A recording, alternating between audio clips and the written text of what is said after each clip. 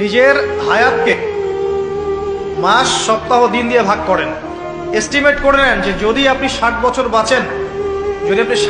বাঁচেন, তাহলে কত বছর চলে গেছে আর কত বছর আছে, কত দিন আছে।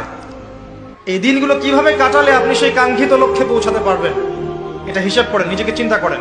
একটু দাঁড়ান, থামেন। যে ফ্লোতে ছুটছেন, পরিবারের পিছনে, ব্যবসার পিছনে, চাকরির পিছনে, আপনার সমাজের পিছনে, দুনিয়ার পিছনে, বাড়ি গাড়ি স্ট্যাটাসের পিছনে, একটু দাঁড়ান, রিল্যাক্স হন। একটা রাত একটু থামেন, রিল্যাক্সে চোখটা বন্ধ করে খাতা কলম নিয়ে বসেন পড়ার টেবিলে। চিন্তা করেন যে আপনি দুনিয়াতে থাকতে আসেন নাই, আপনি মরতে এসেছেন। দুনিয়াতে আপনি থাকতে আসেননি, দুনিয়াতে আপনি মরতে এসেছেন। এবং সময় লিমিটেড, আপনি জানেন না কতটুকু। ধরে নিলাম 60 বছর, আপনার 30 চলে গেছে, বাকি 30 পড়ে আছে। এই বাকি 30-এর শেষ 10 বা 5 আপনি আমল করতে পারবেন না চাইলেও। যে স্পিড এখন করতে পারছেন ওই স্পিডে পারবেন না, পসিবল না। এখন আপনার হাতে 20-25, এটাকে দিন দিয়ে ভাগ করেন। এখন দেখেন বিগত যে সময়টা পার করে এসেছেন, এই সময়ের মধ্যে কতটা রোজা রাখেন নাই, কত ওয়াক্ত নামাজ পড়েন নাই, কতবার জেনা করেছেন, কতবার সুদ খেয়েছেন, কতটা মানুষের হক নষ্ট করেছেন, কতটা দুর্নীতি করেছেন, কতবার মাদক খেয়েছেন, কতবার মেয়ের সাথে বারে ড্যান্স করেছেন, কতটা গার্লফ্রেন্ড চেঞ্জ করেছেন। আপনি হিসেব করেন, আমল নামা হিসেব করেন, আপনার আমল নামা নিজে হিসেব করেন।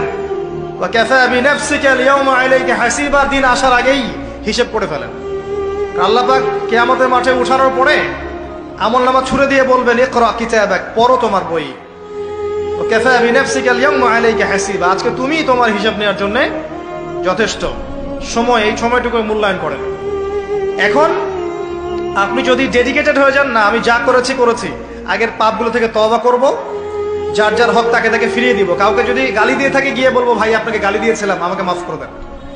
কারো যদি সম্পত্তি আত্মসাৎ করে থাকে ফিরিয়ে দিয়ে বলবো যে তোমার সম্পত্তি নিয়ে নাও, যা নেওয়ার দুনিয়ায় নিয়ে নাও, পরকালে আমার জন্য দাবি রেখো না। সুদ খেয়ে থাকেন, এখনই ছেড়ে দেন। সবজি বিক্রি করে খান, তাও সুদী ব্যাংকে চাকরি করেন না। সবজি বিক্রি করে খান, তাও সুদী ব্যাংকে চাকরি করেন না। মাদক খেয়েছেন, তওবা করেন। তিরাতে খাবাল পান করানোর আগেই তওবা করে ফিরে আসেন। রোজা রাখেন নাই, হিসেব করেন কতগুলো রোজা রাখেন নাই, চেষ্টা করেন আদায় করে দেওয়ার জন্য, চেষ্টা করেন। হ্যাঁ, খালেস তওবা করলে আল্লাহ হয়তো এমনি মাফ করে দিবেন, বরং আল্লাহ গুনাহকে নেকি দিয়ে পরিবর্তন করে দিবেন, এমনটা আল্লাহ পাক ওয়াদা করেছেন।